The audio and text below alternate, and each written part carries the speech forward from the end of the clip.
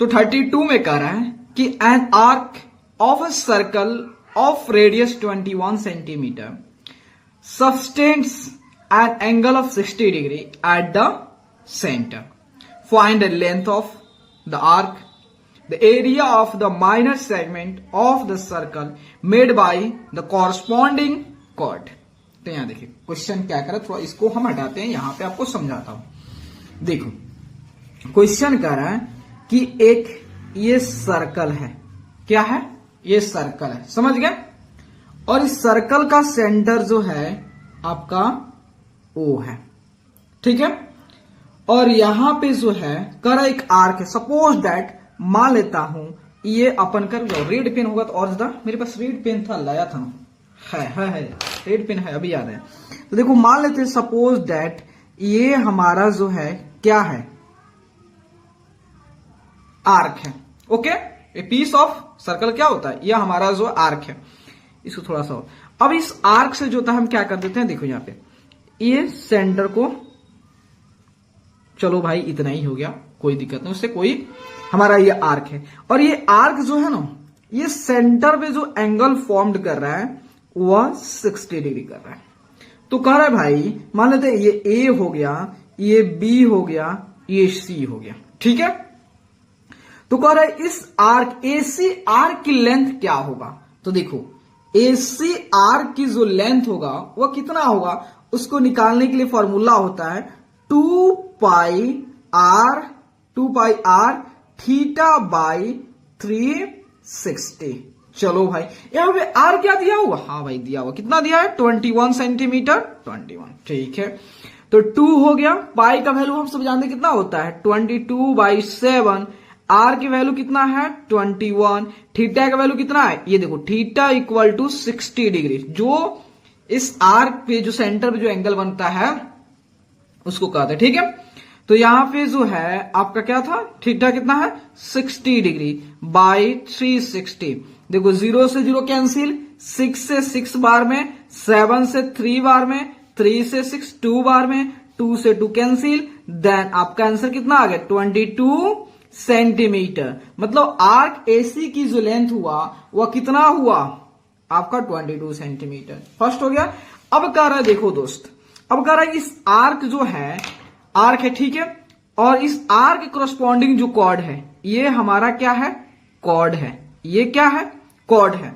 तो कह रहा है कि ये कॉर्ड और इस आर्क के बीच में जो रीजन है जिसको हम क्या कहते हैं, इसको सेगमेंट कहते हैं. क्या कहते हैं, सेगमेंट कहते हैं, सेगमेंट कहते हैं. तो कह रहा भाई इसी सेगमेंट की एरिया निकालो. तो इस सेगमेंट की एरिया को आप कैसे कैलकुलेट करोगे. तो देखो अगर आप जो है इस सेक्टर ABC सेक्टर की एरिया में से अगर आप ABC ट्रायंगल की एरिया को अगर आप क्या कर देते हो, सबट्रैक्ट कर देते हो, तो क्या यही रीजन निकल जाएगा, डेफिनेटली. तो हमें निकालना है एरिया ऑफ जो है segment, area of segment is equal to area of sector, minus sector कर सकते हो, sector minus area of equilateral triangle. मान लेते ट्रायंगल ही लिख रहे हैं, चलो भाई लिख लेना आप इक्विलेटर ट्रायंगल, ठीक है. तो एरिया ऑफ सेक्टर की फॉर्मूला क्या होता है, तो होता है आपका पाई r² थीटा बाई 360. अब ट्रायंगल की एरिया, थोड़ा ट्रायंगल पे आइएगा ट्रायंगल पे. तो यहां देखिए यह हमारा AB हो गया, ये हमारा BC हो गया. अब आप भी जानते हो मेरे दोस्त कि अगर ट्रायंगल की कोई भी दो साइड अगर इक्वल हो जाए तो उसको क्या कहते हैं, आइसोसेलेस ट्रायंगल. तो उसके अपोजिट एंगल्स के साथ कोई रिलेशन होता है, हाँ भाई उसके अपोजिट एंगल क्या होता है, इक्वल होता है. मतलब अगर दो साइड जो इक्वल होता है तो इसकी जो अपोजिट एंगल जो होता है वह इक्वल होता है. चलो भाई, और आपने ये भी जानती हो ट्रायंगल के सभी एंगल का सम कितना होता है, तो 180. इसका मतलब 60, ये मान लेते x, ये x, तो x plus x equal to 180, then 2x equal to 180 minus 60, then x equal to 60 आपका 120/2, देन x इक्वल टू कितना हो गया 60. तो इसका मतलब ये भी 60 और ये भी 60 हो गया. इसका मतलब अगर हम जानते हैं ट्रायंगल के सभी एंगल जो 60 डिग्री हो तो कौन सा ट्रायंगल होता है? इक्विलेटरल ट्रायंगल होता है। तो इक्विलेटरल ट्रायंगल की एरिया निकालने का फॉर्मूला क्या होता है? तो √3/4 a² होता है। ठीक है, अब बस क्या करना है, डेटा पुट करना। 22/7 r की वैल्यू 21 इंटू 20² मतलब 21 इंटू 21। थीटा की वैल्यू कितना हो गया आपका 60/360 माइनस √3 का वैल्यू कितना होता है 1.73। ए का वैल्यू कितना हो गया 20। ए का वैल्यू आपका ए देखो ए क्या है 21 का स्क्वायर या 21 इंटू 21/4 होता है ना। अरे भैया देखो यहां पे ए इस इक्विलेटरल ट्रायंगल साइड कितना है 21 है ना।